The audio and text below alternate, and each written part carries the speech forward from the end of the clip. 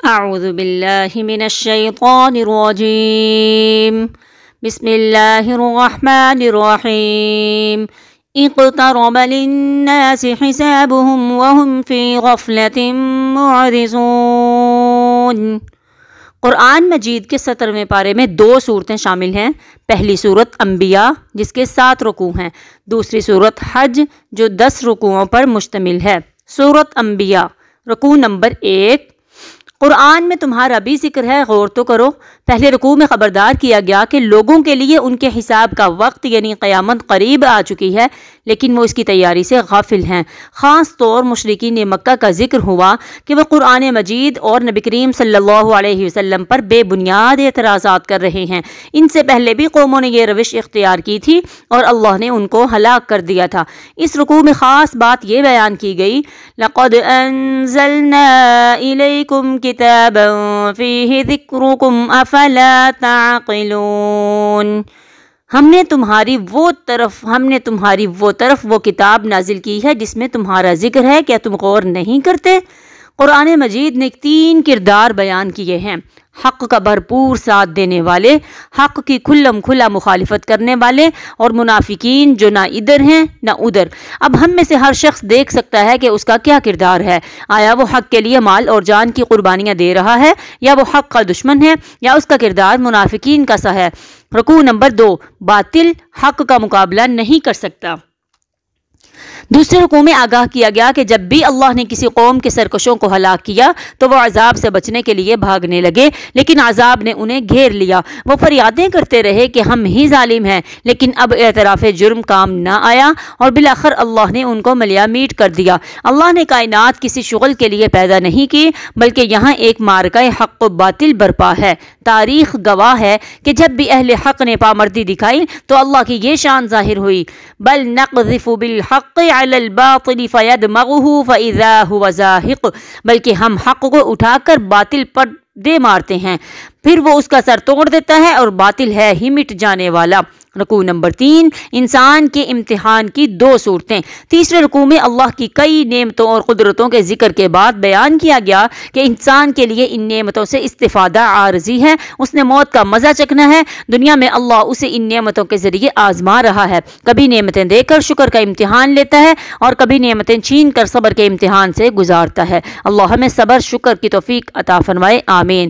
مشرکین مکہ نبی کریم صلی اللہ علیہ وسلم کا مذاق اڑاتے ہیں، لیکن عن قریب اس مذاق اڑانے کا بھیانک انجام ظاہر ہو کر رہے گا۔ رکوع نمبر 4، رائی کے دانے کے برابر عمل کا بھی حساب ہوگا۔ چوتھے رکوع میں خبردار کیا گیا کہ اللہ روز قیامت عدل کی میزان قائم فرمائے گا۔ اگر کسی فرد نے رائی کے دانے کے برابر کوئی عمل کیا ہے تو وہ بلا کر تولا جائے گا، حساب بالکل صحیح ہوگا اور کسی کے ساتھ کوئی ظلم نہیں کیا جائے گا۔ پھر اس رکوع سے انبیاء کرام کے ذکر حسین کا آغاز ہوا۔ حضرت موسیٰ علیہ السلام اور حضرت ہارون علیہ السلام کو ایسی کتاب دی گئی جو حق اور باطل میں فرق کرنے والی روشنی اور نصیحت تھی۔ اس سے وہ متقی ہدایت حاصل کرتے تھے جو اللہ سے ڈرتے اور روز قیامت اس کے سامنے حاضری کے احساس سے لرزاں و ترساں رہتے تھے۔ اب اللہ نے قرآن کی صورت میں بڑا مبارک ذکر نازل کیا ہے تاکہ ہم اس سے ہدایت حاصل کرتے رہیں۔ رکوع نمبر 5، بت پرستوں پر اتمام حجت۔ 5ویں رکوع میں حضرت ابراہیم علیہ السلام کی طرف سے بت پرستوں پر حجت پوری ہونے کا ذکر ہے۔ انہوں نے بت خانے میں داخل ہو کر چھوٹے بتوں کو ایک تیشہ سے توڑا اور وہ تیشہ بڑے بت کے کندھے پر رکھ دیا۔ مشرکین نے پوچھا کہ ہمارے معبودوں کا یہ حشر کس نے کیا ہے؟ آپ علیہ السلام نے جواب دیا کہ بڑے بت نے کیا ہوگا، جا کر ٹوٹے ہوئے بتوں سے پوچھ لو۔ انہوں نے کہا کہ اے ابراہیم، تم تو جانتے ہو کہ یہ بول نہیں سکتے۔ فرمایا کہ افسوس ہے تم پر اور تمہارے معبودوں پر، تم ایسے معبودوں کی پوجا کر رہے ہو جو اپنا دفاع نہیں کر سکتے، وہ تمہیں کیا نفع یا نقصان پہنچائیں گے۔ مشرکین پر حجت پوری ہوئی اور حق واضح ہو گیا، لیکن آبا پرستی قبولیت حق کی راہ میں رکاوٹ بن گئی۔ انہوں نے حضرت ابراہیم علیہ السلام کو دہتی ہوئی آگ میں جلا کر بھسم کرنے کی کوشش کی، لیکن ہر شے میں تاثیر اللہ ہی کے اذن سے ہے۔ اللہ نے آگ کو حکم دیا کہ ٹھنڈی اور سلامتی والی ہو جا۔ ابراہیم علیہ السلام پر آگ کے شعلے ابراہیم علیہ السلام کے لیے گلستان بن گئے اور سازش کرنے والے رسوا ہوئے۔ پھر اللہ نے انہیں حضرت اسحاق علیہ السلام اور حضرت یعقوب علیہ السلام جیسی صالح اولاد عطا کی اور ان پر ایمان لانے والے حضرت لوط علیہ السلام کو نبوت و رسالت سے سرفراز کیا۔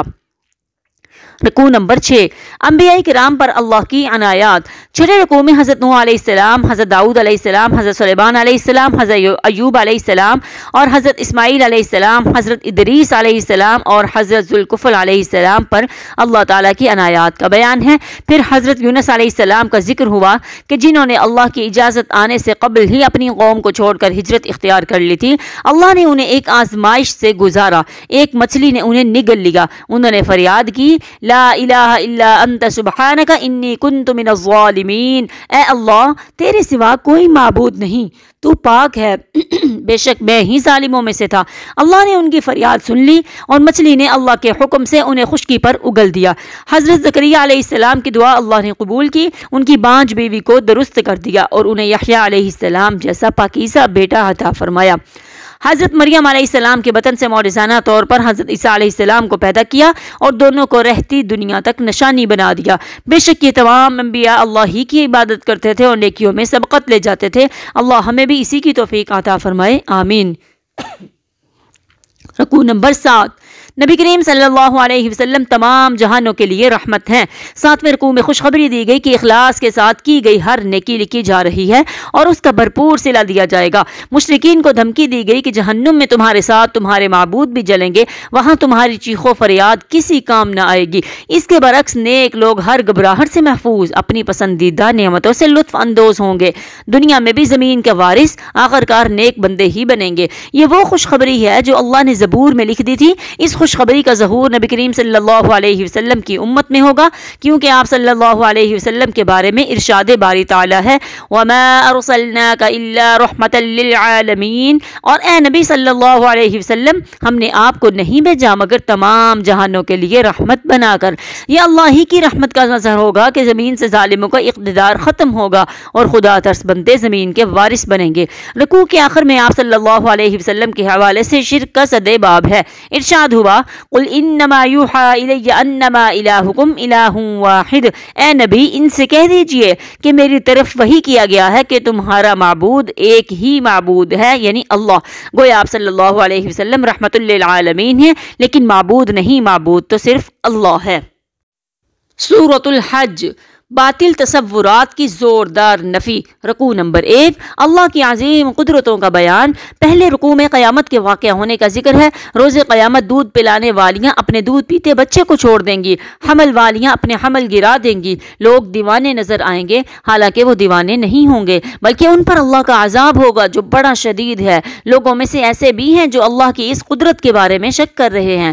وہ ہر انسان کو مرنے کے بعد دوبارہ زندہ کرے گا۔ کیا وہ غور نہیں کرتے کہ اللہ نے پہلے انسان کو مٹی سے پیدا کیا، پھر اس نے نسل انسانی کے نطفے سے افزائش کی، نطفے کو جمع ہوئے خون کو بوٹی اور پھر بوٹی پر نقش و نگار بنا کر انسان کی نقشہ کشی کی۔ اس کے بعد انسان کو ایک صحیح سالم بچے کے طور پر دنیا میں بھیج دیا۔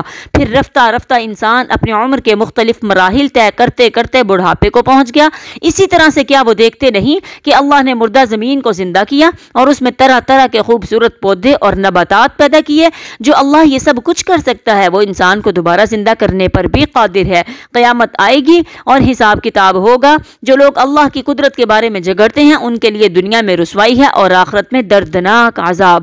رکوع نمبر 6 دنیا اور آخرت دونوں کا خسارہ۔ دوسرے رکوع میں بیان کیا گیا کہ کچھ لوگ اللہ کی بندگی کرتے ہیں، کنارے کنارے رہ کر فائدہ نظر آئے تو آگے بڑھ جاتے ہیں اور قربانی دینے پڑی تو پیچھے ہٹ جاتے ہیں۔ ایسے لوگ دنیا میں خسارے میں ہیں اور آخرت میں بھی خسارے میں ہی رہیں گے۔ روز قیامت اللہ مخلص اہل ایمان کو جنت میں داخل فرمائے گا۔ اس کے برعکس کافر جہنم کے دردناک عذاب سے دوچار ہوں گے۔ ان کے لباس آگ سے تیار کیے گئے ہوں گے، ان پر ایسا کھولتا ہوا پانی انڈیلا جائے گا جو ان کی کھالوں اور انتڑیوں کو پگھلا دے گا۔ پھر ان پر لوہے کے ہتھوڑوں سے ضربیں لگائی جائیں گی۔ جب وہ جہنم سے نکلنا چاہیں گے ٹھوکریں مار کر اس میں دوبارہ گرا دیے جائیں گے۔ اللہم اجرنا من النار، اے اللہ ہمیں جہنم کی آگ سے محفوظ فرما۔ رکوع نمبر 3، حرم کی سرزمین پر مسجد کی طرح سب کا حق ہے۔ تیسرے رکوع میں بشارت دی گئی کہ باعمل مومنوں کے لیے ایسے باغات ہوں گے جن کے نیچے سے نہریں بہہ رہی ہوں گی، ان کے لباس ریشم کے اور زیب و زینت سونے کے کنگنوں اور موتیوں کی صورت میں ہوگی۔ اس کے برعکس جو لوگ اللہ کی راہ اور سرزمین حرم کی طرف آنے والوں کے لیے رکاوٹ بنتے ہیں یا اس سرزمین کے لیے طے شدہ آداب کی خلاف ورزی کرتے ہیں، ان کے لیے دردناک عذاب ہوگا۔ اس سرزمین کے آداب یہ ہیں کہ اسے آمدنی کا ذریعہ نہ بنایا جائے، یہاں شرک اور قتل و غارت گری نہ کی جائے، کسی شکار کو مارا یا بگایا نہ جائے، چند معینہ درختوں کے علاوہ دیگر درختوں کو کاٹا نہ جائے وغیرہ۔ حرم کی سرزمین پر کسی کی ملکیت نہیں، یہ تمام مسلمانوں کے لیے بالکل اسی طرح ہے جیسے ایک مسجد ہوتی ہے۔ رکوع نمبر 4، حج کے مناسک اور برکات۔ چوتھے رکوع میں بیان ہوا کہ حضرت ابراہیم علیہ السلام کو اللہ نے حکم دیا کہ مسجد حرام میں صفائی اور طہارت کا خاص اہتمام کریں اور اس گھر کو شرک کی نجاست سے پاک رکھیں، لوگوں کو حج کی ادائیگی کے لیے پکاریں۔ اللہ ان کی پکار کو دنیا کے ہر کونے تک پہنچا دے گا اور لوگ قیامت تک بڑے ذوق و شوق سے حج کی ادائیگی کے لیے آتے رہیں گے۔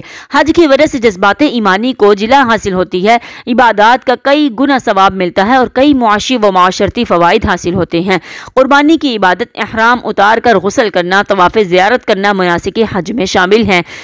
حج کی عبادت کا حاصل یہ ہے کہ انسان ہر قسم کے شرک، جھوٹ اور اللہ کی نافرمانی سے اجتناب کرے۔ شرک کرنے والا ایسا بد نصیب ہے کہ وہ توحید کے بلند مرتبے سے گرتا ہے تو خواہش نفس اسے بہت دور کی پستی میں گرا دیتی ہے۔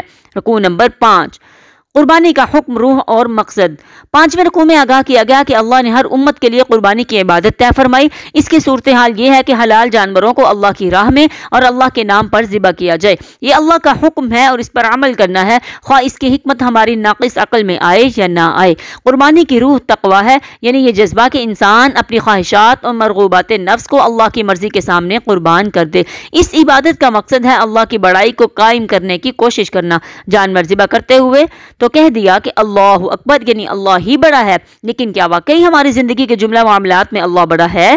کیا اس کی مرضی اور اسی کا قانون ہمارے گھر، معاشرے اور پورے ملک میں نافذ ہے؟ اگر نہیں تو قربانی کی عبادت ہر سال ہمیں اس مقصد کے لیے جدوجہد کرنے کا فریضہ یاد دلاتی ہے۔ رکوع نمبر 6، قتال فی سبیل اللہ کی اجازت۔ چھٹے رکوع میں شامل آیات دوران سفر ہجرت نازل ہوئیں۔ مکی دور میں مسلمانوں کو حکم تھا کہ کفار کے ظلم و تشدد کے جواب میں ہاتھ نہ اٹھائیں تاکہ انہیں مسلمانوں کو کچلنے کا جواز نہ ملے۔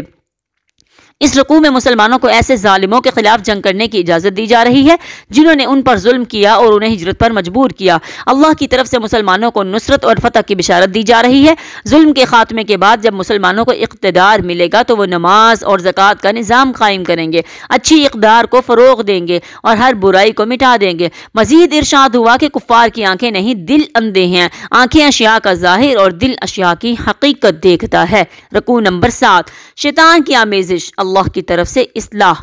ساتویں رکوع میں شیطان کے پیدا کردہ فتنے کا ذکر ہے۔ جب بھی کوئی نبی اللہ کے کسی حکم پر عمل درآمد کے لیے منصوبہ بندی فرماتے تھے تو شیطان ان کی منصوبہ میں کچھ آمیزش کی کوشش کرتا تھا۔ یہ آمیزش ایسے لوگوں کے خبث باطن کو ظاہر کر دیتی تھی جن کے دلوں میں ٹیڑھ ہوتا۔ پھر اللہ شیطان کی شامل کردہ آزمائش کو، آمیزش کو مٹا کر اپنے حکم کی صداقت ثابت کر دیتا، جس سے سچے مومنوں کے ایمان و یقین میں اضافہ ہو جاتا۔ سورۃ انعام آیت نمبر 8 اور 9 میں اللہ نے بشارت دی کہ اگر مکہ والے قرآن کی ناقدری کر رہے ہیں تو اب ایک اور قوم کے لیے طے کر دیا گیا ہے کہ وہ اس کی ناقدری نہیں کرے گی۔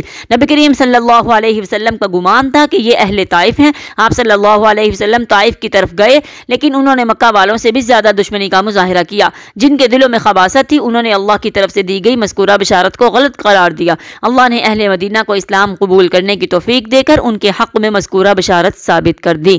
رکوع نمبر 8، ہجرت کے بعد بھی آزمائشیں آئیں گی۔ 8ویں رکوع میں بشارت دی گئی کہ اگر دوران سفر ہجرت کسی کو شہید کر دیا گیا یا وہ فوت ہو گیا تو ہر صورت میں اللہ اسے بہترین ٹھکانہ اور عمدہ رزق عطا فرمائے گا۔ البتہ ہجرت کے بعد بھی امتحانات ختم نہ ہوں گے، کفار کے ساتھ جنگیں ہوں گی، ان جنگوں میں کبھی فتح اور کبھی وقتی شکست ہوگی، ہاں آخری فتح اہل حق ہی کی ہوگی۔ رکوع نمبر 9، اللہ کے احسانات، بندوں کی ناشکری۔ 9ویں رکوع میں اللہ کے بندوں پر احسانات کا ذکر ہے۔ زمین میں موجود ہر شے اور سمندروں میں رواں دواں کشتیاں انسانوں کے فائدے کے لیے ہیں۔ انسان جیسی آسمان جیسی مضبوط چھت کو اللہ ہی تھامے ہوئے ہے، تمام انسانوں کو اللہ ہی نے پیدا کیا اور وہی انہیں زندہ رکھے ہوئے ہے۔ محرومی یہ ہے کہ انسانوں کی اکثریت اللہ کی نعمتوں سے فائدہ اٹھانے کے باوجود ناشکری اور اللہ کے احکامات کی نافرمانی کرتی ہے۔ بعض ناشکرے تو ایسے بھی ہیں کہ اللہ کی آیات سن کر مشتعل ہو جاتے ہیں اور تلاوت کرنے والوں پر دست اندازی کرنے لگتے ہیں۔ انہیں اللہ کی آیات سننا جس قدر ناگوار لگ رہا ہے، اس سے کہیں زیادہ ناگوار وہ جہنم کی آگ ہوگی جس میں ان بد نصیبوں کو جھونک دیا جائے گا۔ رکوع نمبر 10۔ آخری رکوع کی 4 آیات میں دعوت ایمان اور 2 آیات میں دعوت عمل ہے۔ ایمان کے ذیل میں فرمایا کہ اللہ کے سوا جن معبودوں کو پکارا جاتا ہے وہ سب کے سب مل کر ایک مکھی نہیں بنا سکتے۔ مکھی بنانا تو دور کی بات ہے، وہ تو اس قدر لاچار ہیں کہ مکھی اگر ان کے سامنے سے غذا کا کوئی ذرہ لے اڑے تو اس سے چھین نہیں سکتے۔ انسان اللہ کو چھوڑ کر دیگر معبودوں سے اس لیے مانگتا ہے کہ وہ اللہ کی بے حد و حساب قدرتوں کی معرفت نہیں رکھتا۔ عمل کے حوالے سے حکم دیا گیا کہ نماز ادا کرو، پوری زندگی میں ذوق و شوق سے اللہ کی مکمل اطاعت کرو اور بھلائی کے کام کرو۔ بھلائی کے کاموں سے مراد دنیا میں خدمت خلق ہے اور لوگوں کی آخرت سنوارنے اور انہیں جہنم سے بچانے کے لیے دعوت و تبلیغ کی کوشش ہے۔ آخر میں حکم دیا گیا کہ اللہ کے دین کی سربلندی کے لیے اس طرح سے جہاد کرو جیسا جہاد کرنے کا حق ہے۔ اللہ نے تمہیں اس عظیم مشن کے لیے چن لیا ہے۔ روز قیامت عدالت خداوندی قائم ہوگی۔ نبی کریم صلی اللہ علیہ وسلم گواہی دیں گے کہ انہوں نے ہم تک اللہ کے احکامات پہنچانے کا حق ادا کر دیا۔ اگر ہم نے بھی دین پر عمل اور دین کو لوگوں تک پہنچانے کا حق ادا کیا تو سرخرو ہوں گے۔ دوسری صورت میں اپنی بے عملی اور دوسروں کی گمراہی کا وبال ہمارے سر ہوگا۔ اللہ ہمیں اس رسوائی سے محفوظ فرمائے، آمین۔